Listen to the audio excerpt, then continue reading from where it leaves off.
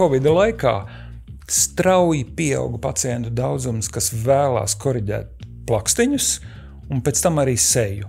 Tu daudz vairāk pavadīji laika mājās, kur tev bija vai nu priekšnamā vai toaletē spogulis, un cilvēkos ejot, tev bija maska virsū, un vienīgais, ko tu redzēji, bija tās acis. Mēs zinām arī patiesību, varbūt, ka daļa no plastikas ķirurgiem, ko ir pacienti nonāvējuši, ir bijuši saistīti tieši ar neapmierinātām deguna operācijas rezultātiem. Jā. Tā ziņā deguns ir diezgan cimperlīga lieta. Un ir, protams, gadījumi, kad mēs konsultācijas laikā tā arī saku.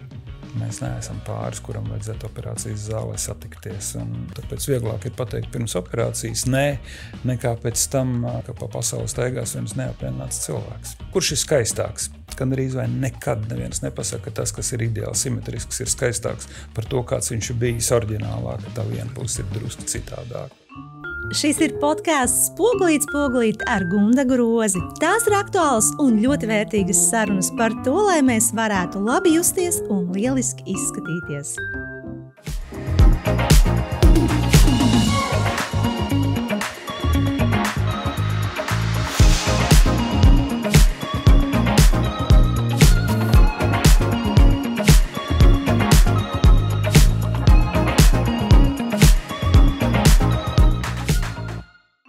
Šo podkāstu epizodi mēs filmējam Magdalēnas kvartālā. Magdalēnas kvartālu piedāvā attīstītājs Vastint Latvija. Esiet sveicināti! Šodien pie manis viesos plastikas ķirurgs Jānis Ģīlis. Sveicināti! Sveicināti! Jāni, man uzreiz gribas jums jautāt, vai ir tiešām iestājies tāds plastikas ķirurģijā jaunais laikmets, jo sievietes šobrīd mēs redzam pasaules slavenas 60-gadnieces demonstrē fantastisku izskatu un ir minējumi ļoti dažādi, kā tas ir iespējams. Mēs varam minēt Jennifer Lopez, Demi Moore un tam līdzīgi. Vai jums ir skaidrs, kā tas ir iespējams? Lielākoties jau tomēr mēs amata brāļi viens otru darbus apmēram redzam un pētam un sekojam līdzi un priecājamies par labiem rezultātiem, par veiksmīgiem rezultātiem, un tie ne tikai 50, 60 gadnieki, mēs redzam to pašu Allu Pugačovu, ja? Ka liekas, fantastiski, kā var tādos gados var tik ļoti labi izskatīties, gan fiziskā formā, gan arī emocionālā. Un tas viens otru tikai papildina. Bet tomēr ir kaut kādi jauni knifi, kas tiek pielietoti? Vienmēr zinātne nāk un modernās tehnoloģijas un aparātu tehnoloģijas, kas daudz ko palīdz darīt. Un arī medikamenti daudz ko palīdz. Un, protams, arī saudzīgās operāciju tehnikas, ja mēs par ķirurģiju runājam, ka tās spēj dot daudz noturīgāk, labāk un rezultātu. Un mazāk atlapšanas periodu, kas mūsdienu dzīves ritmā ir ļoti svarīgi. Bet konkrēti, cik lielā mērā arī ietekmē izskatu dzīvesveids? Es domāju, viss ir ļoti lielā balansā. Ja tev mājās viss ir kārtībā, ja tavā ģimenē viss ir kārtībā, ja tavā emocionālajā pasaulē, ja tavā fiziskajā ķermenī viss ir kārtībā, tad arī tavs izskats ir ievērojami veselāks, mudrāks un arī jaunāks. Bet ko jūs esat secinājis? Kas ir tie lielākie skaistuma ienaidnieki? Ja mēs vērtējam tieši no dzīvesveida, kur tomēr, bet tas atstāja savus sekas. Pīpēšana ir numur 1 vai atrašanās pīpētāja sabiedrībā negulētās naktis. Pietiekams miegs ir ļoti svarīgs labam izskatam, labai veselībai. Pārtika, jo cilvēks vairāk domā pie kvalitatīvas pārtikas, jo, protams, tas ietekmē ļoti daudz ko mūsu veselībā un arī mūsu izskatā. Un saule, saule ir arī tie, kuriem patīk daudz žāvēties saulē. Tas pavisam vienkārši piemērs ir. Paskatieties, kāda izskatās vīnoga, skaista, apaļa, sulīga. Nolieciet viņu saulē un jūs redzēsiet, cik ātri viņi pa brūnu sažūšu rozīnu paliek. Tas pats ar mūsu ādu notiek. Tur ir virkne procesu, kas tiek iedarbināti, kas to ādu padara sausu, krunkainu un vecu. Un vēl viena lieta ir, ka ādas tā virsējā kārta mēs viņu varam pulēt, bet tur jau ar gadiem mainās kaulu struktūra un tam līdzīgi. Kauli varbūt nedaudz tikai paliek plānāk atsevišķās, ja mēs pa seju runājam, sejas vietās, bet pamatā jau tomēr ir āda un zemādas slāņi tie, kas visvairāk ietekmējās. Mazliet muskuļi atslāpst arī, bet kauli mazāk no tā visa. Un tad vēl viens faktors – ģenētika. Kāda tā ir loma? Jo citreiz, kā mēs skatāmies, sieviete pat nenosakāms vecums, vienkārši mirdz un staro, un tad pieliekam klāt cita vecuma 20 gadus jaunāka un liekas, ka kā tas var būt, ja? Bet tas diapazons atšķirībā ir pat 20, 30 gadi, un tas vecākais modelis izskatās daudz labāk. Atkal gan tā ģenētika, gan ieradumi, gan veselība, gan pārtika, tie ļoti lielu lomu spēlē šajā visā kompleksā. Un kā kopumā izskatās Latvijas sievietes? Kā jūs vērtējat? Kur ir mūsu vienlaik mēs priecājamies, ka mūsu sievietes ir laba eksporta prece un kas daudz valstu prezidenti bija noprecējuši Latvijas skaistākās dāmas.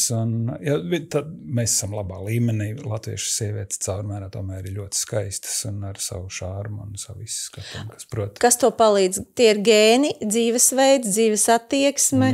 Es domāju, arī vieta, kur mēs dzīvojam, ka mēs tā kā mazliet vieglā leduskapa režīmā tomēr esam. Mums gandrīz vai nekad nav pārāk karsts, mēs pārāk neizžūstam un neizžāvējamies dzīvojot Latvijā, un mums nav šausmīgi augsts arī ziemās. Tā ka tā ziņā, es domāju, laika apstākļi ir priekš veselīgi un laba ķermeņa izskata un sejas izskata. Tas ir ļoti labs faktors.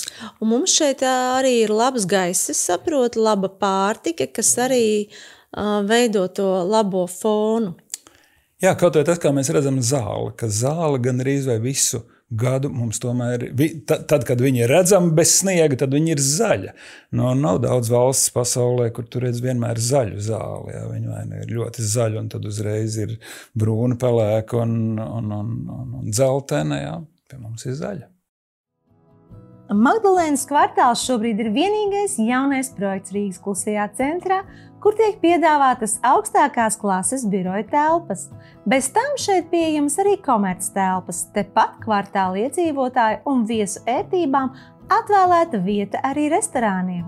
Savukārt starp Magdalēnas kvartāla dzīvojamajiem namiem un biroja ēkām izveidota plaša vide ar skvēru, kas savieno kvartāla apkārtējās ielas, padarot šo Rīgas centra daļu īpaši ērtu kājām gājējiem. Šeit ir īpaši padomāts par modernu un iekļaujošu arhitektūru, kas sniedz augstākās klases ērtības un vienlaikus rada estētisku baudījumu. Magdalēnas kvartālu piedāvā attīstītājs Vastint Latvija.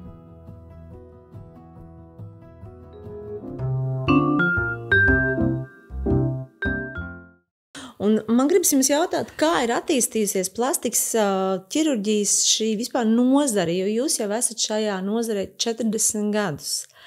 Tad esat pieredzējis padomi laikus un tās metodes, un tad atvērās rietumu vārti, un jūs ieraudzījāt, ar ko strādā Amerika. Un tad, protams, gribējās to ieviest arī Latvijā, un, protams, atkal jaunas tendences. Tā, ja mēs izskrienam cauri šiem 40 gadiem, un tieši, ja mēs runājam par estētisko pusi, kur ir tās revolucionārās pārmaiņas? Es domāju, tieši šie 40 gadi ir bijuši tie tā, ka es esmu ļoti, ļoti labā laikā īstā vietā patrāpījies, un pirms tiem 40 gadiem tātad tika nodibināta Latvijā pirmā rekonstruktīvās mikroķirurģijas nodaļa Gaļezeres slimnīcā, kas bija liels kvalitatīvs lēciens, ka to, ko iepriekš nevarēja, kaut vai amputētas ķermeņa daļas, vai pirksts, vai rokas, vai ausis, vai ko nebija iespējams pirms tam replantēt, pēkšņi mums bija iespējams, jo mums bija mikroskopi, mums bija šūvu materiāls, mums bija instrumenti attiecīgi, mums bija zināšanas un praksa šajā nozarē, un līdz to mēs varējām kvalitatīvi pilnīgi citā līmenī izdarīt tās operācijas, kas iepriekš nebija iespējams. Tālāk, tad, kad pavērās pirmā iespēja tikt pie ārzemju literatūras un arī iespēja ārzemēs apmeklēt kursus, mācības vai seminārus vai kongresus, ja, protams, mēs milzīgā daudzumā jaunas zināšanas varējām atvest atpakaļ uz Latviju un daudz labākā un modernākā veidā un labāk ārstēt savus pacientus un sniegt šos pakalpojumus. Un arī estētiskā ķirurģija, kas līdz tam bija atsevišķi ķirurgi Latvijā, kas vai traumatoloģijas institūtā vai stomatoloģijas institūtā nodarbojās ar šīm lietām, ja, ka tagad bija vesela liela nodaļa ar daudziem speciālistiem, kas varēja ar modernām operāciju tehnikām un aparatūrām varēja citā kvalitātē jau to veikt.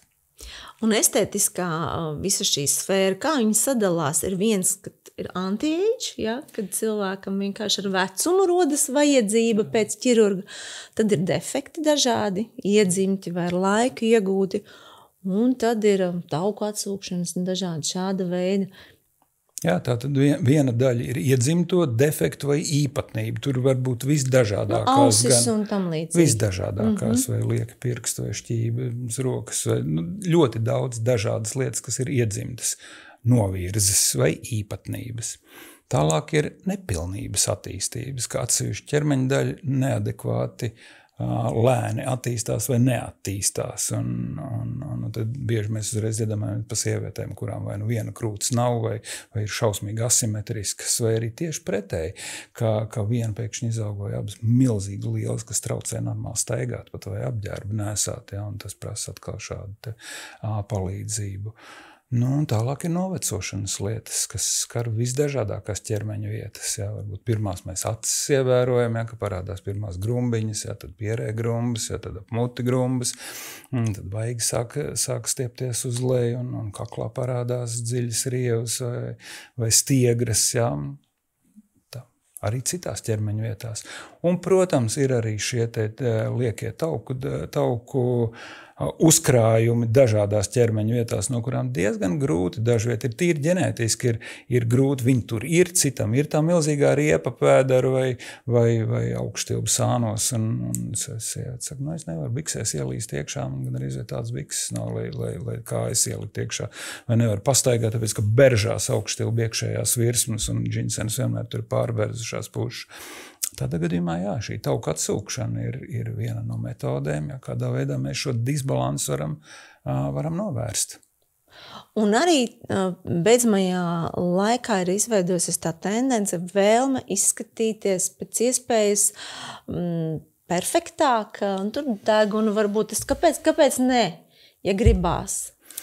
Nu, jā, tur ir vienmēr, tur ir divas puses tam visam, sevišķi deguna operācijām, jā, mēs zinām arī patiesību, varbūt, ka daļa no plastikas ķirurgiem, ko ir pacienti nonāvējuši, ir bijuši saistīti tieši ar neapmierinātām deguna operācijas rezultātiem. Jā, šādi stāsti patiešām ir. Jā, tāda ir medicīnas literatūra aprakstīti gadījumi, un tai ziņā deguns ir diezgan cimperlīga lieta. Ir iedzimtas lietas, kur mēs skaidri redzam, ka tur cilvēkam ir lielas problēmas, gan izskatā, gan ir funkcionāli, ja ka viņš nevar normāli elpot nemaz ar tādu degunu. Ļoti daudziem sporta traumu rezultātā, bokseriem un citiem cīņu sporta veidiem, ja ka viņi tos degunus pa labi pa kreisi lauž un liek kopā un tad kaut kas ir jādara.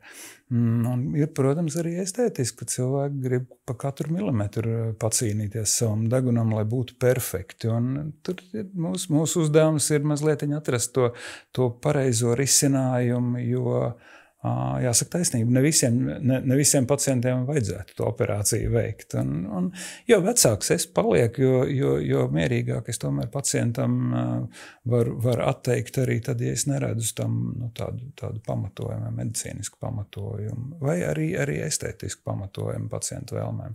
Jo, ja visiem būs pilnīgi vienādi smalki, perfekti deguni, neatkarīgi no tā, kāda tā seja ir, tad mēs redzēsim, ka tas nevis uzlabo to kopējā ainu, bet bieži vien pat sabojā. Ja? Un kur ir tas pamatojums, ka varbūt ir tomēr vērts saglabāt to savu dabisko izskatu? Kur ir tā vērtība tajā? Jo mums bieži vien gribās pēc kaut kādas bildītes, bet acīm redzot, tur arī ir sava nozīme tam, ka tu izskaties tā, kā tu izskaties. Mēs bieži vien šajos kursos un semināros, ja, ir tā, ka mēs analizējam sejas, piemēram. Ja, un vienmēr tad, ja seju izdara perfekti, var simulāciju uztaisīt, ka ir seju uztaisīt no divām labās puses sejām vai no divām kreisās puses sejām. Un pēc tam mēs rādam daudz citiem cilvēkiem tās bildes un prasam, kurš ir skaistāks. Gandrīz vai nekad neviens nepasaka, ka tas, kas ir ideāli simetrisks, ir skaistāks par to, kāds viņš ir bijis oriģinālā, ka tā viena puse ir drusku citādāk. Un tā ir tā mūsu odziņa, ar ko mēs atšķiramies no kompjūteru veiktās programmas veidotā cilvēka. Jā, jo, teiksim, mākslīgā intelekta veidotās sejas uzreiz var redzēt, kaut kas tur nav. Tie arī gudrāk paliek ar katru brīdi un prot apiet šos jautājumus, bet jā, mazliet jau tomēr ir kaut kādai odziņai jābūt tam visam, kas mūs atšķir. Unikalitāte, jā. Un kā šīs arī mākslīgā intelekta iespējas palīdz jūsu darbā, šīs simulācijas? Jā, padalīties.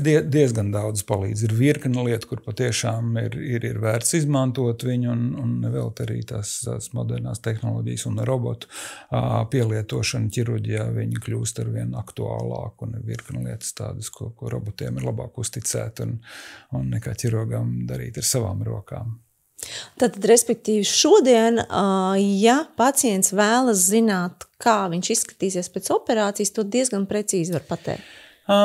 Jā, bet tur ir virkne lietu, un tāpēc arī tie, kas aizraujās un šīs visas kompjūteru simulācijas, mums jāsaprot, ka kompjūters nevienu pacientu nav izoperējis, un tas rezultāts viņš nekad pilnīgi precīzi neatbildīs tam, jo ir virkne faktoru, kas saistīti ne tikai ar ķirurgu darbu, bet arī pēcoperācijas periodu ar pacientu īpatnībām, ar pacientu dzīves stilu, pēc tam ar režīmu ievērošanu. Ļoti daudz faktori ietekmē tālāk to rezultātu. Un tāpēc viņš informatīvā ziņā, viņš ir vērtīgs, lai mēs saprastu vairāk viens otru vēlmes un šādā virzienā, bet pilnīgi precīzi, jā, diemžēl kompjūteru programma nav izoperējusi nevienu. Bet jūs tomēr ar savu jau pieredzi un savu redzi varat prognozēt, kāds būs rezultāts, vai arī nevienmēr? Ļoti bieži, un mums kādreiz bija ar vienu operācijas simulācijas veidiem, ka viena Šveices kompānija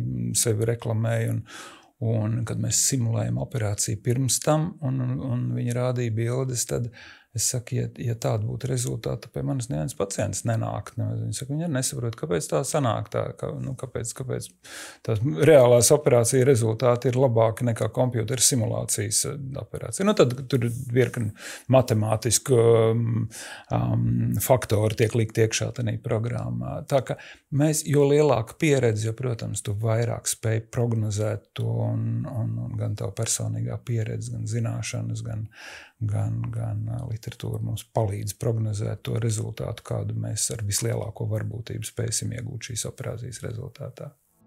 Šobrīd ir pieejams ļoti plašs skaistumkopšanas produktu klāsts, bet kā atrast savus īstos produktus, kas ne tikai atbilst jūsu ādas tipam, bet arī palīdz noturēt ādas jaunību? Ja mēs runājam par anti-age kosmētiku, aptiekās ir ļoti plašs klāsts, ļoti liels piedāvājums. Anti-age. Mēs tā padomājam, no kāda vecuma tad varētu būt, mēs varētu sākt lietot šo kosmētiku. Bet patiesībā par mūsu ādu mums jau vajadzētu sākt rūpēties apmēram no 25 gadu vecuma. Tāpēc, ka sāk sagrūt kolagēns, sāk sagrūt elastīns un āda zaudē savu elasticitāti. Noteikti jāpievērš uzmanība rūpīgākai kopšanai. Lieliski būtu, ja jūs būtu atklājuši savu ādas tipu. Ideālā variantā jūs būtu aizgājuši pie dermatologa, kurš jums pasaka, vai kosmetologu, kurš jums pasaka, vai jums ir sausa, taukaina, vai normālā āda, vai kombinēta. Un noteikti, zinot savu ādas tipu, jums būs vieglāk izvēlēties vai lūgt palīdzību apotēkās, farmacētiem speciālistiem, lai palīdz jums izvēlēties precīzāko līdzekli ādas kopšanai. Mēs speciālisti aptiekās ticam, ka jums, sievietēm, kuras zina vairāk vai mazāk, ir grūti orientēties šajos plašajos plauktos, jo katra kosmētikas kārbiņa ir ļoti kārdinoša. Bet vai tā būs jums piemērota? Jūs varat mēģināt, ja jums patīk, lieliski. Bet vēl labāk būtu, ja jūs izvēlētos kosmētiku tiešām, kas ir piemērota jūsu ādai. Anti-age kosmētikai noteikti jāpievērš uzmanība sastāvam. Tādi populārākie līdzekļi, kas tiek izmantoti anti-age kosmētikā, ir hialurona skābe, C vitamīns, B3. Katrs no šiem nodrošina savas īpašības, un lai āda ilgāk saglabātu svaigu un jaunu. Svarīgākais, protams, ir preventīvie pasākumi. Un, ja mēs par savu ādu sāksim rūpēties jau 25 gados, tad vēlāk šīs sekas attālināsies. mēs ilgāk spēsim saglabāties jaunas un svaigas un skaistas. Anti-age ir dzīvesveids, tie nav tikai krēmi ādai, bet tie arī ir uzturbagātinātāji iekšķīgai lietošanai. Nāciet uz apteekām, mēs noteikti jums palīdzēsim atrast piemērotāko. Aptiekas pieejamas visā Latvijā un jau 20 gadus strādā ikdienas, lai sniegtu labāko jūsu veselībai, skaistumam un labsajūtai. Apteeka zinošie farmaceiti jums palīdzēs ne tikai izvēlēties vajadzīgos produktus, bet arī sniegs profesionāls ieteikums to lietošanai. Un noteikti izmantojiet iespēju iegādāties lieliskus kosmētikas produktus par īpaši izdevīgām cenām. Apoteka aptiekās katru ceturtdienu top kosmētikai ir 30% atlaidi. Un atcerieties, ka visizdevīgāk ir iepirkties ar Apoteka klienta karti.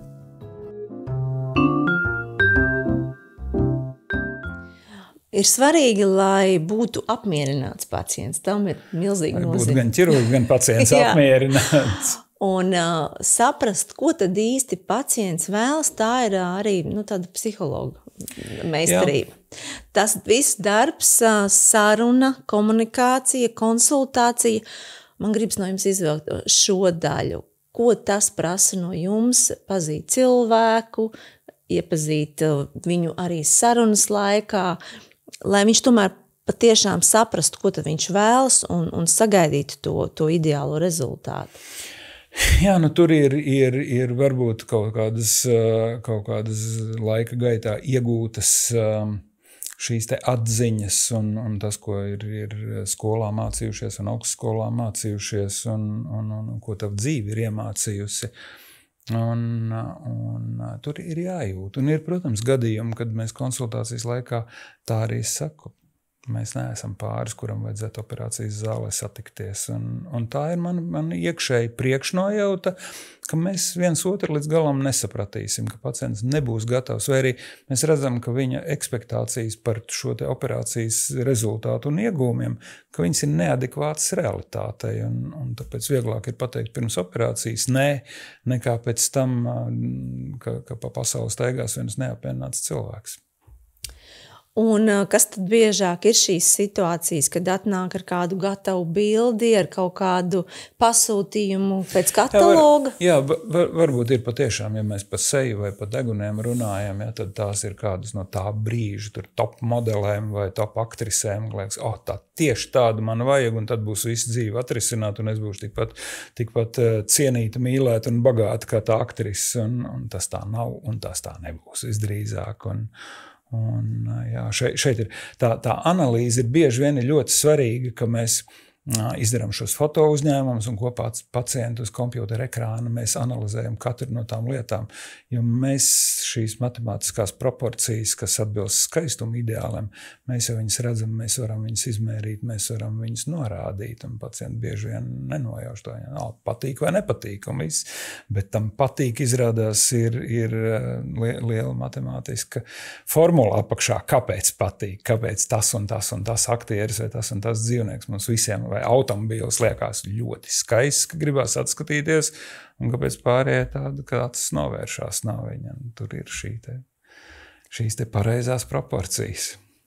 Jā, un bieži vien noteikti šķiet, ka varbūt, kad labāk ir aiziet uz terapiju kārtīgu, un tad nākt atpakaļ. Jā, vai arī kombinēt ar to, kā apmeklēt gan šo te ķirurgu konsultāciju un uzzināt lietu un paralēli, vai pēc tam aiziet arī uz citu speciālistu konsultācijām, lai tiktu skaidrībā varbūt vairāk par to, kas īsti tavā emocionālā pasaulē darās un cik tas patiešām reāli ir svarīgi. Varbūt nestarapt karstu un nedarīt, jo diezgan bieži cilvēki, tad, kad kaut kas dzīvē pēkšņi noticis, tur vīrs ir aizgājis pie jaunākas un garkājienākas meitenes, un tad sieviete uzreiz skrien un stresā, vajag to darīt. Dakteri, palīdziet! Jā, tur draudzenei tur garāks deguns bija, vai lielāks krūts, vai garāks kājas, vai tievāks viduklis, vai lielāks dibens, un man arī tādu vajag, jo tas bija iemesls, kāpēc vīrs aizgāja.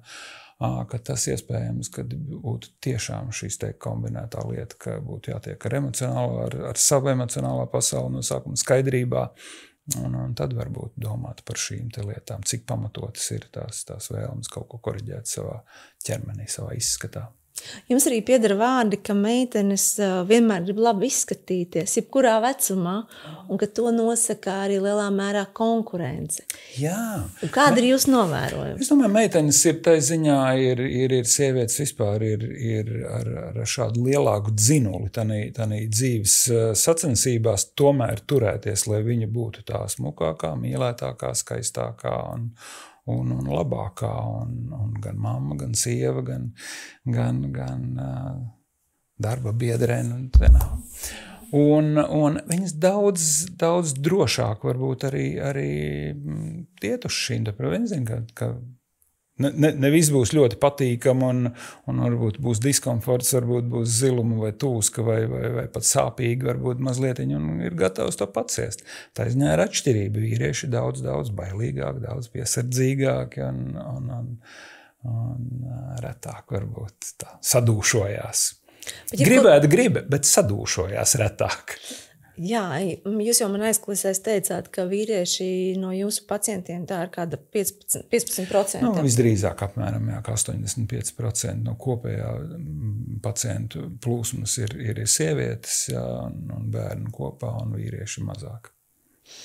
Un arī kāds ir mans novērojums, un jūs arī piekritāt tam, ka savu laiku, pirms vēl 30 gadiem, 20 plastiskā ķirurģija saistījās ar tādu luksus pakalpojumu, ļoti turīgiem vai slaveniem cilvēkiem pieejama, un tad tikai televīzijas šovā varēja ļauties pirms un pēc pārvērtībā. Šobrīd šis pakalpojums ir ļoti pieejams kļuvis. Jā. Ar ko jūs to skaidrojat? Pirmkārt, ar pacientu izglītības iespējām, ka internets mums ļoti daudz ko pasaka priekšā. Tas, ka cilvēki palikuši drošāk, viņi brīvāk komunicē, viņi brīvāk stāsta par to. Mēs arī esam vērīgāki palikuši, ja tev pēkšņi viens no atvaļinājuma atgriežās ļoti uzlabojies, tad nevienmēr noticam, tur bija labs gaiss un laba pārtika tikai, un tad mēs ievērojam, ka varbūt kāda ķermeņa vieta ir patiešām palikusi mundrāk. Tas jau sevišķi sejā redzam, piemēram, plakstiņa. Tev pirms tam bijuši noguruši plakstiņi vai bēdīgs skatiens, un pēkšņi acis ir vaļā un priecīgas, un cilvēks daudz vairāk smaida un ar lielāku prieku ieskatās spogulī un sev uzsmaida. Tas uzreiz paceļ to līmeni. Ir procedūras, kuras var veikt čiks un gatavs. Es saprotu, piemēram, plakstiņi, tas ir tagad super easy, tā teikt. Čiks un gatavs ir botulīna toksīna injekcijas vai fileri injekcijas, kas bieži vien ir pirmais, ar ko saistās novecošanas process. Ja? Tad, kad jaunas sievietes ierauga, tās vārnu kājas ir daudz dziļākas palikušas pie acīm, pavasaros parasti. vai rūpju rieva pierē ir palikusi pārlieku dziļa vairs, un tad botulīna toksīns noteikti ir visvienkāršākais un arī visdrošākais no tāda viedokļa, ka tas blakus efektu iespējamība ir daži procenti tikai. Pats galvenais, ka pilnīgi visi blakus efekti pārējošiem komplikācijas. Tā ir unikāla metode taisņā. Tāpēc arī viņi ir tik ļoti populāri pasaulē. Fileri injekcijas ir nākamais, kā atkal ar saprātu to darot, tais vietās, kur vajag mazlietiņā izpildīt kādas grumbas vai tilpuma defektu, mēs to varam salīdzinoši vienkārši. Un tie preparāti atkal ir droši, lielākoties ar pietiekami ilgu darbības laiku, kas nodrošina to efektu no dažiem mēnešiem, varbūt līdz pat pāris gadiem.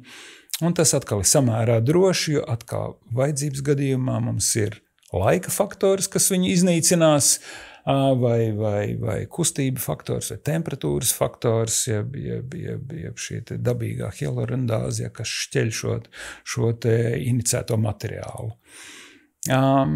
Jā, tad nākamie ir tādi jau drusku sarežģītāk, kad mēs izmantojam pašu pacienta audus, piemēram, vai preparāts, kas no asinīm ir iegūti, kā plazmas šūnas vai taukaudus, vai taukaudos esošo atkal sastāvdaļu tātad izmantošana, kā reģeneratīvos faktors, cilmas šūnas. Un tās arī ir salīdzinoši vienkāršas un dod šo te atjauninošo, reģeneratīvo procesu stimulāciju mūsu ādai. Nu, tālāk, protams, jau ir ķirurģiskās operācijas, jā, vai starpstaugus vēl būs aparātu tehnoloģijas, kur ir diezgan daudz, ko mēs varam ar mīkstiem audiem izdarīt ar šīm modernām aparātu tehnoloģijām, fizikālu spēku pielietot. Vai tā ir radiofrekvence, vai ultraskaņa, vai lāzeri dažādi, jā, ka mēs varam uz daudz ko iedarboties un bez ķirurģijas. Nu, un tad paliek ķirurģija, kas lielā daļā gadījuma ir kā visefektīvākais un visilgāko rezultātu dodošā metode. Man arī bija tāds jautājums, jums pierakstīts, ko noteikti gribas uzdot, kosmētika un tās nozīme, ko tā var un ko tā nevar. Jūsu tieši plastikas ķirurga skatījumā. Tāpēc jau viņa ir tik ļoti populāra, ka viņa dod kaut kādu uzlabojumu. Ja mēs skatāmies, ka tie līdzekļi, kas izejot saulē, mūs aizsargā mūsu ādu no šo ultravioletos staru ietekmes, aizsarga krēmi, tie ir ļoti efektīvi gan pret tādas slimību profilaksei, gan arī pret pārlieku šo te ādas izžūšanu vai apdegšanu. Par kosmētikas līdzekļiem, katrai šai te līnijai ir savi plusi, sava materiāla, kā viņi ir iegūti, vai pamatā ir ķīmisks vielas, vai dabas produkti, vai dzīvnieku valsts produkti, no kur tas ir iegūts. Viņiem visiem ir savi efekti, savu stimulējuši efekti, vai savu maskējošie, vai savelkušie efekti. Bet ir viena līnija, kur kosmētika paceļ rokas un ir bezspēcīga. Jā, un tur arī ir gudri kosmetologi, bieži vien ir tā, ka nevis turpat savu klientu līdz pēdējam, bet vienā brīdī saka, nē, mīļā, tev tagad ir laiks aiziet pie ķirurga, un tad nāc atpakaļ pie manis, un tas ir vispareizākais. Bet kurš tad to pateiks galu galā, jo arī nereti sievietē pašai grūti konstatēt, vai man kaut ko jau vajadzētu, vai man tomēr vēl nevajag, un kad tad man vajadzētu, tad visticamāk arī... Jā, viens ir draudzenes, kas pasaka, ja viņas ir labi noskaņotas, ja viņas ir čūskas, tad, protams, viņas līdz pēdējām neteikti. Jā, bet to arī var ļoti dažādi uztvert. Tad tiešām es arī nezinu, tā ir sensitīva tā tēma. Jā, tā ir, tur ir jāizvērtē labas draudzenes un pārējās, un atkarībā no tā, kas tiek rekomendēts vai ieteikts. Bet es domāju, ka šie te speciālisti, kas ar ādu nodarbojās ar kosmētiku un kosmetoloģiju, tie noteikti ir tie, kas vislabāk pārzina ādu un kas vislabāk varēs ieteikt dermatologijā.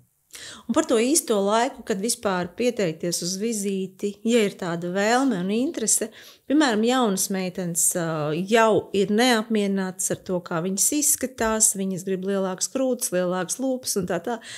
Ja jūs kā tēvs teiktu, pacieties pagaidi, līdz kādam vecumam?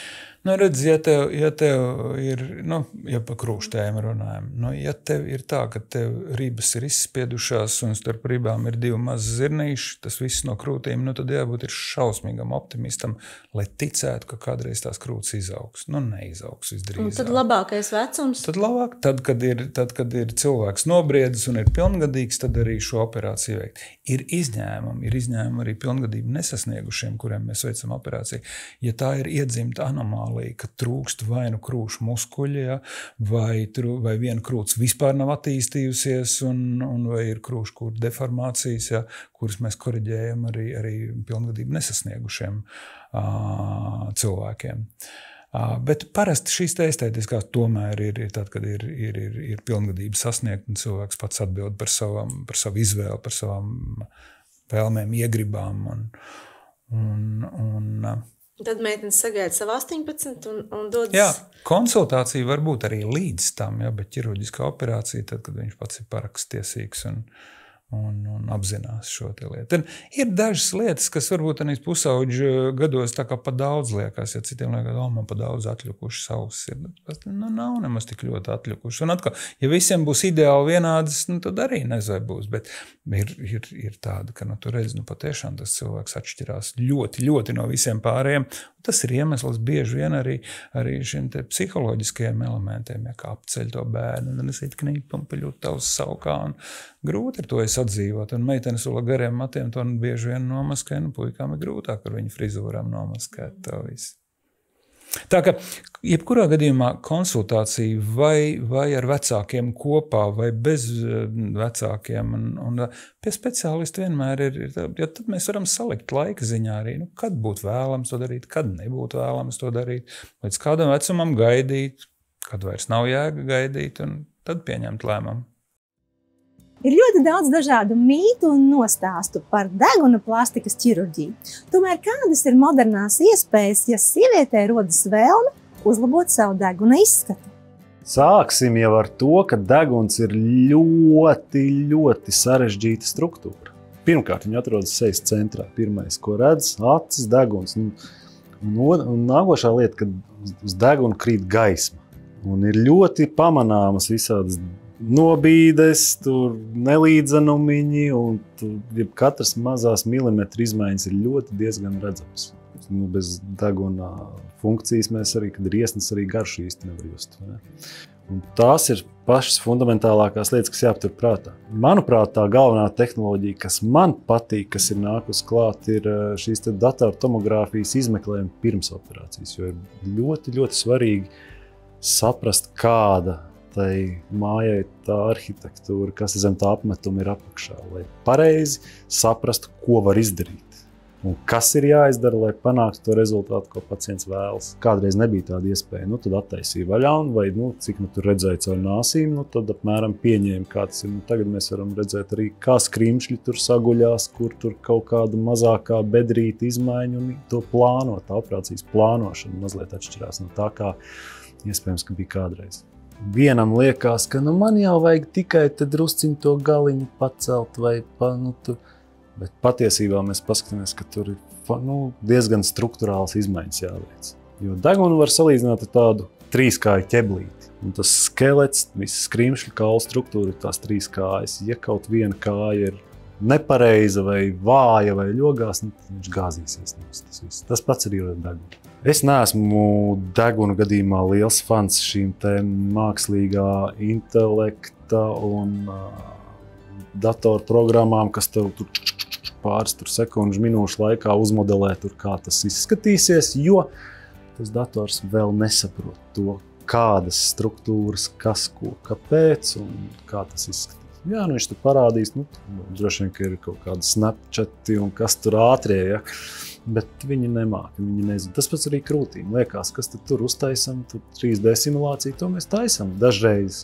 Bet tas nav, viņš nemāka, viņš nesaprot līdz galam, kā tas reāli tie audi uzvedīs. Tāpēc tas ārsta, tā domāšana un viedoklis ir svarīgs. Es teiktu tā, ja kāds domā, cik viņam vajadzētu ņemt atvaļinājumu vai kā, pirmo mēnesi pilnīgi noteikti tas skats, varbūt gan zilumi būs 2-3 nedēļas, varbūt zem acīm. Protams, tas viss ir atkarīgs no tās operācijas, kas tieši tiek darīts. Pēc 3 mēnešiem jau vajadzētu, 2-3 mēnešiem jau ar pūderīšiem, kosmētiku varētu jau cerēt izskatīties tā, ka Zūmiņā var uzzvanīt kādu. Ideālā gadījumā mēs varam diezgan tuvu uzmodelēt un saprast, ko pacients vēlas, vai tieši otrādi, ko noteikti nevēlas. Pacients, kas saka, es gribu tikai lūdzu, nelai tā kā tur kaut kādu bildes rāda. Tāpēc jau tā saruna ir. Tās ir tās divas vismaz konsultācijas, lai saprastu, ko pacients vēlas, vai tas ir reāli. Plastikas ķirurģijas klīnika jau vairāk nekā 30 gadus ieņem stabilu vietu plastikas ķirurģijas un estētiskās medicīnas nozarē. Klīnikā strādā tikai ar jaunākajām tehnoloģijām, un katram pacientam tiek nodrošināta individuāla pieeja un lieliska aprūpe. Plastikas ķirurģijas klīnikā veic visa veida sejas, krūšu un ķermeņa plastiskās operācijas, kā arī kosmētiskās injekcijas. Klīnikas pieredzējušie ķirurgi būs lieliski sabiedrotie ceļā uz skaistumu un veselību. Plastikas ķirurģijas klīnika atrodas pašā Rīgas centrā, Baznīcas ielā 31.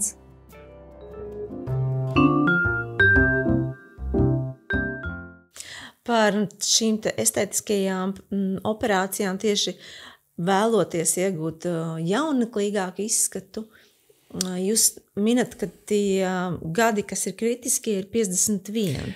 Nu, jā, jo sievietes organismā tas ir brīdis, kad ļoti daudz procesi pēkšņi mainās un pāriet strauji citā kvalitātē. Un tur ir daudz, kas izmainās, jā, gan fiziskajā ķermenī, gan emocionālajā ķermenī, gan arī jā, izskatā un attieksmē pret dzīvi. Es arī varu saprast tās bailes, ka viss bija ok, un vienā brīdī skaties, tā esmu es, kas tas tāds ir, ja kaut kas tur ir sabrucis, nobrucis. Nē, un tai ziņā ir varbūt labi, ka šie te kosmetologu, kosmētiķu un dermatologu un plastikas ķirurgu palīdzības iespējas ir varbūt mazlietiņi piebremzēt šo te procesu un mazlietiņi vadīt vairāk. Un arī ginekologi ļoti labi prot arī šos procesus padarīt maigākus un vieglāk pārējošus.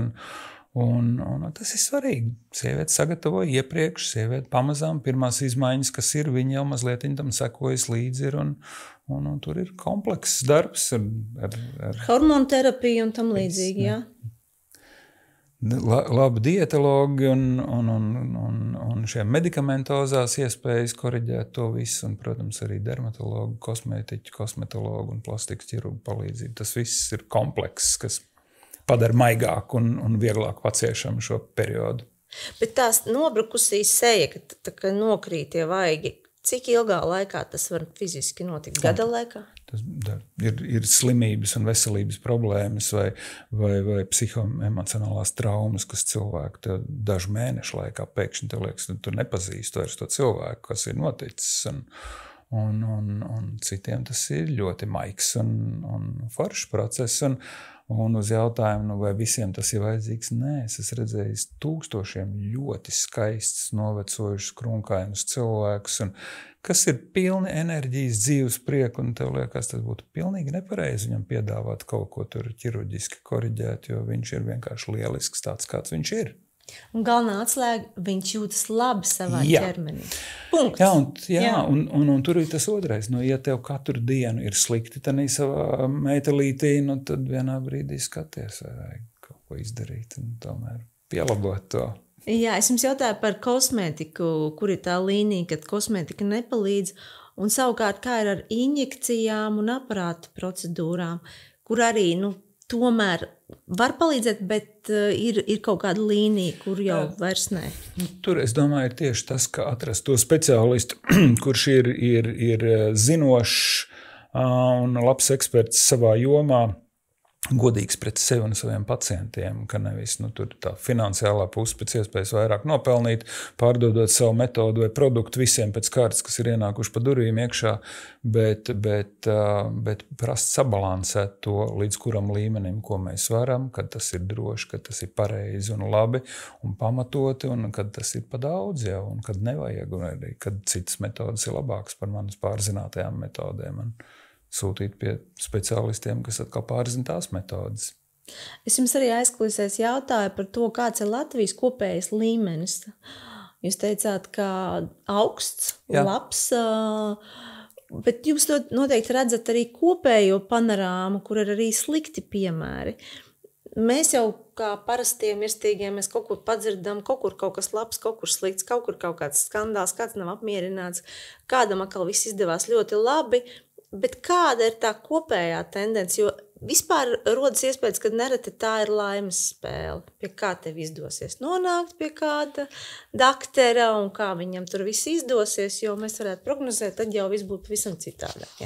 Jā, ja mēs no smagā gala skatām šo jautājumu, tad, protams, katra ķirurga, katra speciālista mūžā ir gadījumi, kad viņš ir izdarījis vislabāko, visveiksmīgāko operāciju un dabūjis ir iekšā tādas nepatikšanas, ka liekas, kāpēc man vajadzēja šo cilvēku vispār satikties dzīvē, lai gan viss ir bijis izdarīts ideāli.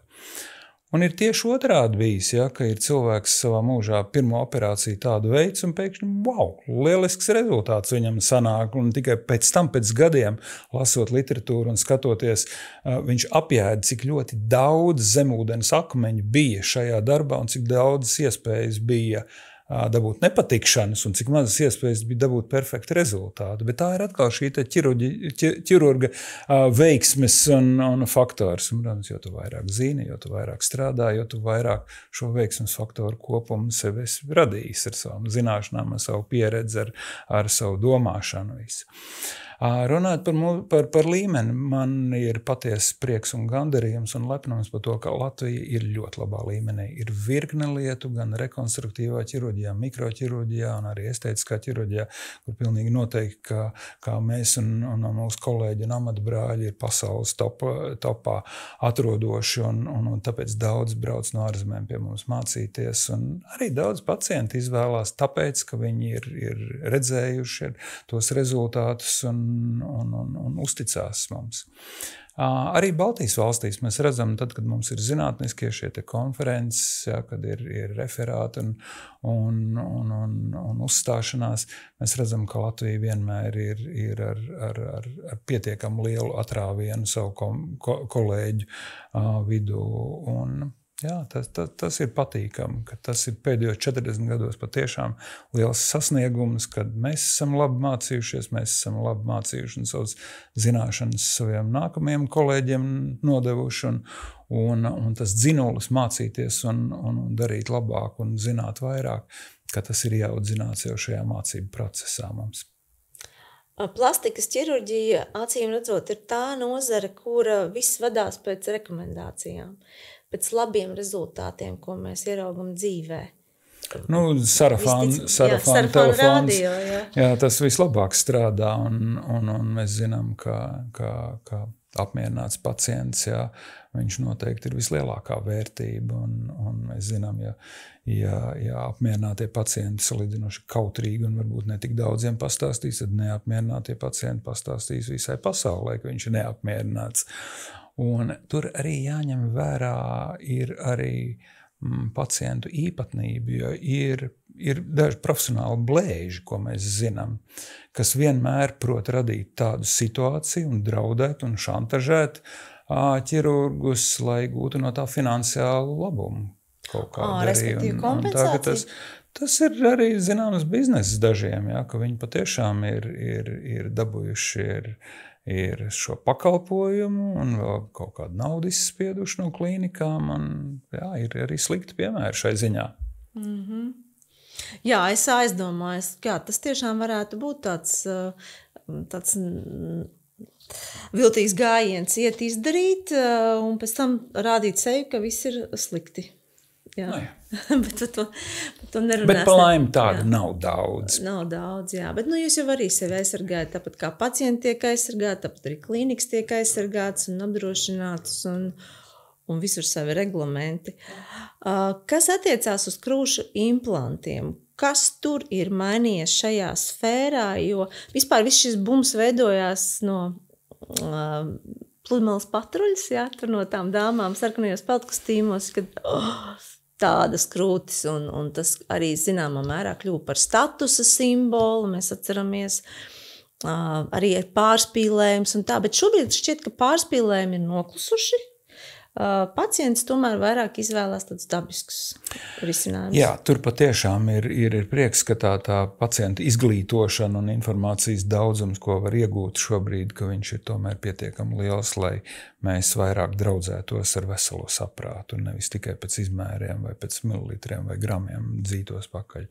Jo tai ziņā ķirurgs zina taisnību. Jo lielāks krūtis tu izveidos, jo lielāks problēmas nākotnē tevi un pacientu sagaida. Un tāpēc labāk ir tomēr to paredzēt un izvairīties no šīm te iespējamām komplikācijām vai blakus efektiem. Un jā, tai ziņā ir, ja es sāku karjeru pirms un krūšu operācijas, varbūt tā masveidā sāku pirms 30-35 gadiem veikt, un tad lielākoties bija tā pa vienu izmēru, lai tikai neviens lāgā nepamana, bet tomēr, lai varētu izvēlēties apakšveļu un peltkostīmus, un tas labi izskatītos. Jā, tas bija apmēram pa vienu krūšu tur izmēru palielināt, jā. Tad pēc tam nāca bums, ka vajadzēja vismaz pa 2, 3, 4 izmēriem palielināt. Ja. Tagad ir atkal daudz maz mierīgi, ka mēs varam jau izejot no zināšanām un zinātniskiem pētījumiem, balstoties uz katru pacientu individuālām anatomiskām īpatnībām. Tādēļ viens cilvēks ir milzīgi plats, skaidrs, ka viņam var būt lielāks implants arī, kas būs adekvāts viņa ķermenim. Un, ja sieviete ir pavisam plāniņa tieviņa, tad viņai notur ar ļoti šauru krūšu, kur skaidrs, ka viņai būs mazāks implants, kas viņai būs mērķtiecīgi varbūt izvēlēties. Tā ka te ir atkal tās pacientu izglītošana, un šīs te konsultācijas, kas ir bāzētas jau uz zināšanām, uz pierādījumiem, kas ir droši. Un varbūt arī pie viena parunāt par to, kas ir no estētiskā viedokļa tomēr skaisti. Jo nevienmēr tās milzīgās bumbas ir tas, kas visiem ir skaisti. Dažiem tas patīk, jā, bet lielai Gaumas jautājums, jā. Gaumas jautājums. Un tad arī liela pacientu daļa ir māmiņas pēc bērniem, jā. Kad fiziski nošļūk krūtis pēc barošanas. Un to jau arī vienmēr ir grūti prognozēt, vai nošļuks tās krūtis pēc barošanas vai nenošļuks. Un kāda ir jūsu redzējuma, kas to nosaka? Un citreiz es esmu runājis sievietēm, viņi saka, jau pēc pirmā bērna tur bija bēdu ieleja, jā, un tur nekāda cita varianta. Jā, šie procesi ir neparedzami lielākoties tomēr, un mēs nezinām, kuram paveiksies. Un tās sievietes, kas seko līdzi un varbūt adekvāts ādas kopšanas līdzekļus lieto, lai tā āda pēkšņi nesaplaisāt. Tāpat dažkārt arī viņi vienalga saplaisā un ir tās pēcdzemdības strīs parādās pa visu ķermeni. Un ir sievietes, kas nedara neko, viņām perfekti atgriežas vēdera presi pēc dzemdībām un arī krūtis tādas. Tāpat ir ar sievietēm, kurām ir implanti. Ir dažas sievietes, kas pabarojuši 1, 2, 3 bērnus, tās krūtis tādas pašas kā pēc operācijas bija. Ir sievietes, kuras prasa pēc tam atkārtot korekciju, tāpēc, ka kaut kas ir tomēr pārslīdējis un nošļucis pāri. Un grūtniecība un dzemdības un svara izmaiņas, tās ir divas lietas, kas ļoti ietekmē uzreiz. Tās ir krūtis ietekmē un tas ir vēders. Vēders, jā. Un ja tā baltā līnija ir palikusi platāka, ja tas vēderu nespēja saturēt kopā, tad viņš ir ķirurģiski jākoriģē. Tad ir atkal jānoliek šī te muskuļi savā adekvātā atstatumā vienam no otra, kas nodrošina šo vēderu priekšējās sienas stabilitāti. Liek āda ir jāpaņem nost. Un ja tur ir tomēr uzkrājušies arī liekie tauciņi, tad pie viena arī tos liekos taukus samazināt viņu daudzumu, lai tās kontūras būtu skaistākas. Mēs bieži vien runājam par uzturu viens saistībā ar liekā svara tēmu. Tomēr uztura nozīme ir daudz plašāka. Kā pareizi sabalansēts un veselīgs uzturs ietekmē to, kā mēs jūtamies, par to es jautāšu speciālistam. Kamēr jauns, tad baigi par to nedomā, jo īstenībā organisms strādā stipri ātrāk, var arī apēst neveselīgu pārtiku un tāpat būt spēcīgs. Kas varbūt kādas pumpas uzmetīsies vai kādreiz. Bet laikam ejot, mēs sākam piedomāt, tas var būt liekais svars, vai tas var būt zemes svars, vai tas var būt enerģijas trūkums, vai arī nomāktība, un tad kaut kā piedomā. Un tas skatās, vai tas ir internetā, vai aiziet pie ārsta, vai kādreiz lietots ir antibiotikas. Kādreiz saslimstam, antibiotikas nepieciešams, nokauj tur mums visu organismā, un tad pēc tam tāda nomāktība. Un tad sāk domāt, tas sāk iedzīvināties, jo mēs esam tas, ko mēs ēdam, un tas tiešā veidā ietekmē mūsu gan enerģiju, gan pašsajūtu, gan izskatu. Bet vēl, ja mēs dziļāk, ne tikai mums arī ir tā dzīvība iekšā, mūsu mikrobioms. Un laika gaitā daļu, jo ko mēs apēdam, tos baktērijas jau arī apēd, un tās tiešā veidā var ietekmēt arī mūsu pašsajūtu, jo principā mikrobioms sasaistās gandrīz ar visiem procesiem cilvēka organismā. Piemēram, imunitāte. Tā ir organisma uzņēmība pret svešiniekiem, pret baktērijām, pret vīrusiem. Un kas ir vāja imunitāte? Tas, kad baigi ātri saslimst. Bet, ja ēdam vienveidīgu, vienkāršiem ūgļhidrātiem bagātu pārtiku, tad mūsu tajā baktērijām notiek izmaiņas, savērojās tādas baktērijas, kurām garšo tie vienkārši ūgļhidrāti, viņas savairojās, viņas arī izdala toksīns, jo īstenībā to zarnu trakta, tur apkārt ir 80–70% imūnās šūnas. Ja viņas visu laiku cīnās ar kaut kādu uzturu izraisītajām sekām, mēs paši neesam tik uzņēmīgi pret citiem svešiniekiem, pret to baktēriju vai vīrusu, un tā es traktēju novājināt imunitāti. Bet, ja mēs iedodam tām labajām baktērijām, mūsu pašu probiotikām barības avotus, prebiotikas, tās savērojās, rūpēs, lai mūsu, kā saka, robežu zarnu sieniņas spēcīgi un nekā lieka toksīna nenonāk. Līdz ar to cilvēka imunitāte uzlabojās. Primāri resursi aizies pie viņām tikai tad uz citām orgānu sistēmām. Tas var būt viens no iemesls nogurumiem. Un, protams, arī par tām baktērijām. Tas cukurmīlošās, tas ļoti tagad ir aktuāli, kā saka, tas, kas ir šeit, tas sasaistās ar smadzenēm. Un viena tāda unikāla lieta, tas cukurs ir visur, prasās. Ko darīt? Nevar taču atņemt, tad jau būs lielais bļāviens, vai tas ir bērnam vai pieaugušais, paliks nervos. Izmainām mūsu mikrobiomu, samazināsies kāra pēc saldumiem, un tālāk arī samazinoties kārai pēc saldumiem, sakārtosies daudz citas pozīcijas mūsu organismā. Radot prīmu ir tā unikalitāte, jo principā tā viena paciņa satur, tas ir māca piena cukura analogs. Tas ir 150 dažādas savienojumus vienā paciņā, tas ir līdzvērtīgs kā tas pušķīvis ar dārziņiem, sakņaugiem, salātiem, zaļumiem, tieši tā barības avotu mūsu baktērijām. Daudzumā un arī dažādībā. Un iekļaujot to, var pamazām tās baktērijas virzīt uz to labvēlīgu. Un kaut kā arī jūt intuitīvi, ka tiem cilvēkiem izvainoto mikrobiomu arī tie ēšanas paradumi uzlabojās. Šis viss kopums nav viena izolēta forma, viss ir dažādībā. Iepazīstaties Primo produkti jūsu veselībai, skaistumam un vispārējās dzīves kvalitātes uzlabošanai. Primo Biotika un OBV Prot ir lielisks palīgs skaistuma un veselības uzturēšanai, jo produktu lietošana palīdz novērst gremošanas traucējumus, stiprina imunitāti, palielina enerģiju, veicina kolagēna veidošanos un mazina kāri pēc cukura. Primo Biotika prebiotikas ir barība mūsu labajām baktērijām. Tās pamatā ir šķīstošas šķiedravielas, kas stiprina imunitāti, palīdz novērst gremošanas traucējumus, atvieglo vēdera pūšanos, uzlabo ādas veselību un minerālvielu uzsūkšanos, kā arī mazina tieksmi pēc cukura. OBV Prot olbaltumvielas plus prebiotikas ir proteīns ar augstu uzsūkšanās spēju, tīrs visaugstākās kvalitātes piena olbaltumvielu un diētisko šķiedrvielu maisījums. Produkts rada sāta sajūtu, palielina enerģiju, veicina kolagēna veidošanos un ātrāku atvesaļošanos, kā arī pātrina muskuļu veidošanos.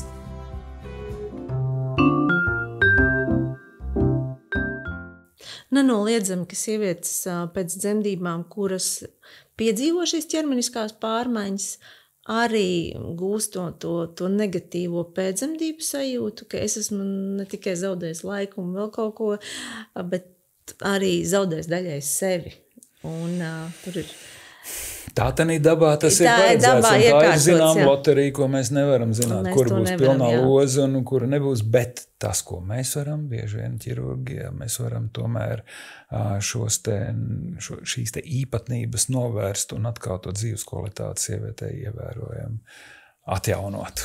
Bet savukārt, ko jūs tomēr nevarat, ja, piemēram, cilvēkam ir ļoti liels liekais svars, un viņš domā, hops, atnākšu pie ģīļa, un viss atrisināsies. Jā, tur mums arī ir jāliek zināšanas lietā un jāizvērtē pacients, jo bieži vien tie cilvēki, kuriem ir šis liekais svars, viņiem nav tikai liekais svars kā vienīgā problēma, viņiem bieži vien ir daudz virkne citas slimības, gan sirds, gan plaušu, gan asinsvadu, gan cukura un novirzes vai endokrīno dziedzeru darbības novirzes. Tas ir komplekss darbs, kas ir jāapskatās. Tikai nogriešana vai atsūkšana neatrisinās šim cilvēkam problēmas, vai arī mēs zinām, ka ir noteikts daudzums, līdz kuram skaitās tauku atsūkšana samērā droša procedūra, un kad viņa vairs nav droša, kas var novest pie virkni citām problēmām vai pat neatgriezeniskām problēmām, vai cilvēku nāves.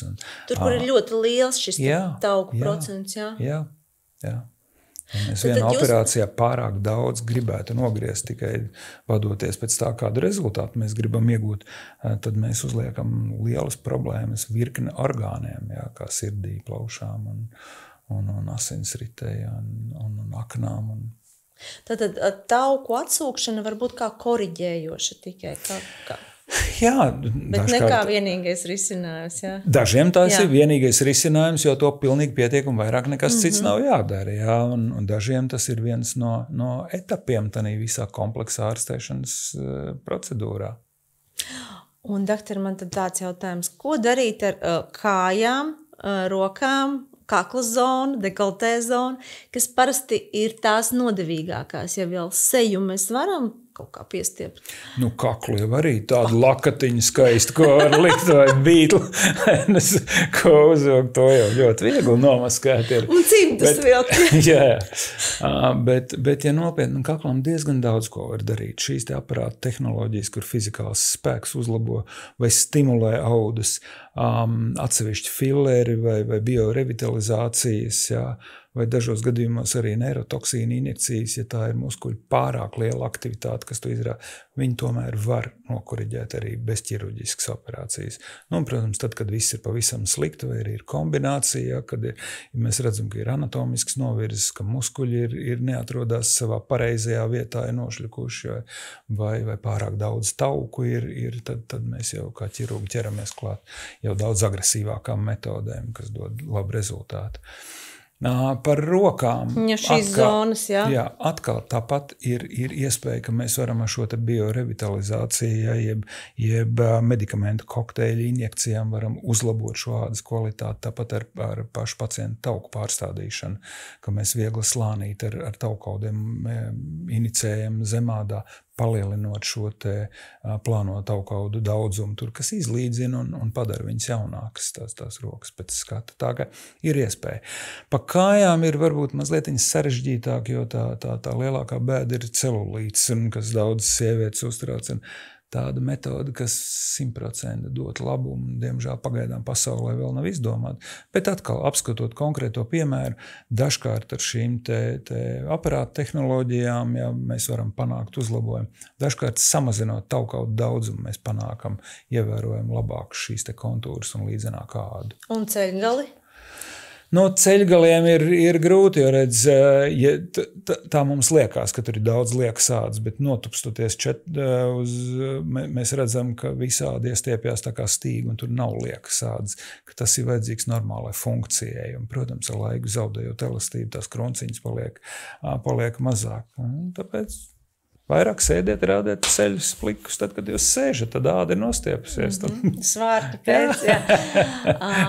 Daktari, jā, un kā ir ar facelift operāciju? Tas ir jūsu tāds zelta standarts, es saprotu, ka jūs ar šo īpaši lepojaties, tā ir jūsu... Jā, pēdējos gados, jo sevišķi tāds paradoks ir, ka pēc Covida vai Covida laikā strauji pieauga pacientu daudzums, kas vēlās koriģēt plakstiņus un pēc tam arī seju. Un tas iemesls bija tāds, ka Covida laikā tu daudz vairāk pavadīji laika mājās, kur tev bija vai nu priekšnamā vai toaletē spogulis, un cilvēkos ejot, tev bija maska virsū, un vienīgais, ko tu redzēji, bija tās acis. Un ja tu vienīgo tikai acis redz, tad tu vairāk viņam arī piesienies un pievērs uzmanību tām novirzēm, kas tev varbūt nepārāk patīk. Jā, faceliftu daudzums, jā, tātad gan kakla, gan sejas un vaigu pacelšana, viņa pacienta īpatsvars ievērojami pieaug pēdējos gados, vismaz mūsu klinikā. Vēl jau arī tas, ka šodienas iespējas ļauj nofotografēties skaisti, iztīrīt visas nelīdzenumus un krunciņas noņemt. Bet tad pasties FaceTime savu seju telefonā vai Zoomā, un te liekas, nē. Jā, tur gan arī ir tās mazās viltībiņas, ja, kad cilvēki taisa smukās bildes, viņi jau ceļ galvu augšā, un vai nu pret lampām griež, vai nostiep kaklu, vai pret sauli griež, un pretskats vienmēr samazina grumbu daudzumu. Un arī tad, kad Zoomā tu esi, tad paliec zem tā savu kompjūtera apakšā grāmatu kaudzīt, un seja, lai skatās uz augšu, un piemeklē mākslīgu apgaismojumu, kas tev no augšas spīdēs pretgaismu vairāk. Tā kā ir šie te triki, kādā veidā var uzlabot savu emocionālo stāvokli, redzot sevi attēlā. Bet atgriežoties pie facelift, kādēļ šī procedūra, operācija joprojām ir tā metode, ko nav iespējams atrast alternatīvu? ar injekcijām un tam līdzīgi. Ja tās ādas ir pa daudz, ja viņa ir izstiepusies, tad tu nevari tik ļoti viņu uzcept, lai viņa būtu gluda, līdzena un vesela. Vai tu vari pārcept viņu ar kaut kādām fizikāliem vai ķīmiskiem elementiem, kas atkal var novest pie citām bieži vien neatgriezeniskām problēmām. Vai arī līdz zināmam līmenim tu vari noturēt, uzlabot, un pēc tam ir ķirurgs. Tavamsmaidam.lv ir e-veikals, kas piedāvā profesionālus mutes dobuma kopšanas līdzekļus baltam un veselam smaidam. Sortimentā ir tādi Latvijas zobārstu un higēnistu rekomendēti produkti kā Philips Sonicare, elektriskās zobu birstes, Zendium zobu pastas, kas uzlabos mutes dabiskās aizsargspējas. Tāpat piedāvājumā atradīsiet Opel Sense baltinošās zobu pastas, GC's zobu putas jeb vitamīnus emaljas stiprināšanai un daudzus citus superproduktus baltam un veselam smaidam. Ātra bezmaksas piegāde visā Latvijā no 35 eiro. Izmanto atlaižu kodu ROZE20 un saņem 20% atlaidi savam pirkumam e-veikalā Tavamsmaidam LV. Atlaižu kods darbojas visai pilnas cenas precei, arī Philips Sonicare birstēm, izņemot Sonicare for Kids. Piedāvājums spēkā līdz pat 1. oktobrim. Balts un vesels smaids sākas šeit Tavamsmaidam.lv.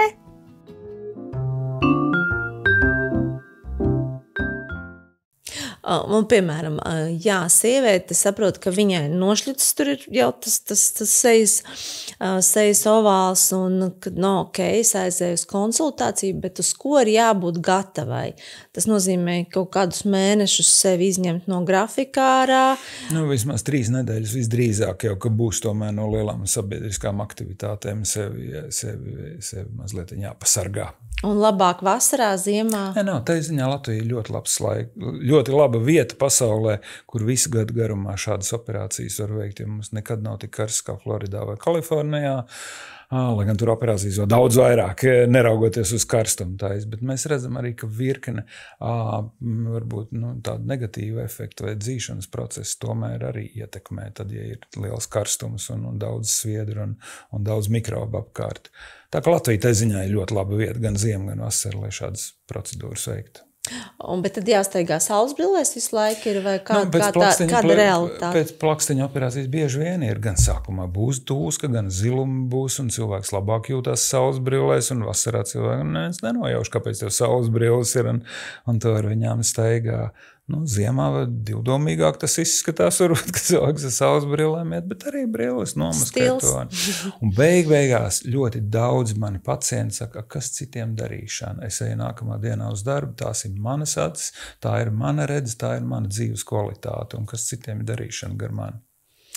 Un finālā, kāds ir tas rezultāts, pēc jūsu novērojumiem, cik mēs varam iegūt to jaunību vai atgūt? Ir gadi mērām 15, 10? Mēs skatāmies, ja mēs tādu moderno facelift operāciju izdarām un salīdzinām pacientu foto uzņēmumus pirms tam, tad lielākoties apmēram 10 gadu pagātnē mums izdodas nokļūt ar šo operāciju. Un runāt par to, cik ilgi efekts noturēsies, tu vienmēr izskatīsies labāk par savām klases biedrenēm, kas nav tādu operāciju veikušas. Un tie cilvēki, kas grib noturēties atkal šajā labajā līmenī, pēc kādiem 10, 15 gadiem viņi nākamreiz atkal nāk un prasa šo te operāciju veikt atkārtoti. Un tas ir iespējams. Un kādas ir tās reakcijas? Jā, mēs minējām pirms tam tos piemērus, kad cilvēks uztais traci, jebkurā gadījumā, varbūt pat klusībā patīk rezultāts, bet tur ir savas viltības. Bet jūs jau esat arī saskāries ļoti daudz ar to, ka sievietes apraudās. Kā mēs esam redzējuši šajos te šovos, kad vienkārši tiešām, tu redzi, cik milzīga nozīme tam ir, tam pēcefektam. Un kādas ir šīs reakcijas? Tas ļoti, patiešām ļoti bieži savā darbā, un tas ir varbūt arī viens tāds maziņa baterija, kas mūs uzlādē vienmēr mūsu akumulātors par to, ka mēs redzam šīs ļoti patīkamās emocijas, ka sievietes saka, ja es to būtu zinājis, ka tas ir salīdzinoši tik vienkārši, un tas aizņems varbūt kaut kādu diskomfortu tur 1 nedēļu, un būs tas efekts tik ļoti labs, un tik ļoti izmainījis manu dzīvi, tad kāpēc es sen to neizdarīju, kāpēc es mocījos visus tos gadus ilgos. Un tai ziņā ir kādreiz interesanti gadījumi arī, ka es atceros vienu gadījumu, ko no vienas mazpilsētas, kur bija daudz armijas cilvēku, tādā mazpilsētā dienēja, un kāda sieviete, armijnieka sieva atnāca un teica, ka vīrs ir aizgājis no ģimenes, izšķīrušies un pie jaunākas, un tur ar lielākiem pupiem atvainojās un garākām kājām, un ka viņai arī noteikti vajag šo krūšu operāciju. Un ka viņa ir palikusi ar 2 bērniem, un viņai nav darba šobrīd, un viņa ņems kredītu šajā operācijai. Un es viņai stingri teicu, lai viņa 100 reizes apdomā, ka, manuprāt, šis nav tas īstais brīdis, kad vajadzētu šādi risināt to problēmu. Pagāja gadi 5. Pie manis atnāca starojoša sieviete. Eleganti ģērbta, varēja redzēt, ka katrs viņas aksesuārs un apģērba gabals bija ļoti, ļoti labas kvalitātes un tur bija patērēti ievērojami finanses līdzekļi, lai viņas iegādātu. Viņa bija vienkārši starojoša. Viņa teica, Ģīli, tu neko nesaproti no sievietēm. Es pēc tam, kad veicu šo operāciju, es dabūju ļoti labu darbu. Es dabūju ļoti labu kolektīvu un ļoti labus darba biedrus. Es dabūju ļoti labu atalgojumu. Es dabūju ļoti labu dzīves biedru, ar ko kopā man ir bieži komandējumi un šīs darba darīšanas ārzemēs. Ļoti labi iztiku. Un viņi saka, un mani bērni teica, mamma, ja tu zinātu, cik tu esi palikusi forša, un ja tas tev bija tik svarīgi, tās krūts, kāpēc tu to nedarīsi sen? Kāpēc tu mocījies to visu? Un tas vīrs, iekalodamies, skraida apkārt un lūdzās, lai ka viņš grib atpakaļ pie viņas, un ko viņa saka, nē, tas ir cits stāsts, tas ir cits periods manā dzīvē, tas ir cits līmenis, kurā es dzīvoju. Viņa saka, tas bija labākais ieguldījums manā mūžā. Paņem to kredītu, es atdevu dažu mēnešu laikā viņu. Bet redziet, tas ir stāsts par to, ka mums jājūtās labi savā ādā. Reizēm tie ir zobi, reizēm tās ir apmācības, reizēm tas ir ceļojums. Tev vajag to, ko tev vajag. Un svarīgi ir saprast, ko tev vajag. Jā. Paldies jums par šo brīnišķīgo sarunu. Tas atkal liek domāt par dzīves kvalitāti un to, ka mēs varam izvēlēties labāko risinājumu savai veselībai, savam izskatam. Un es jums gribu teikt paldies arī mūsu atbalstītāji Biodermas zīmola bestselleriem. Jūs noteikti lietot kvalitatīvu kosmētiku. Un teikšu paldies arī ar jauno izdevumu Roze, kas ir arī par to, kā labi justies un labi izskatīties. Paldies! Paldies jums! Skatītāji, paldies, ka bijāt kopā ar mums. Mēs bijām šeit, Magdalēnas kvartālā. Tiekamies jau atkal pavisam drīz. Visu labu! Atā!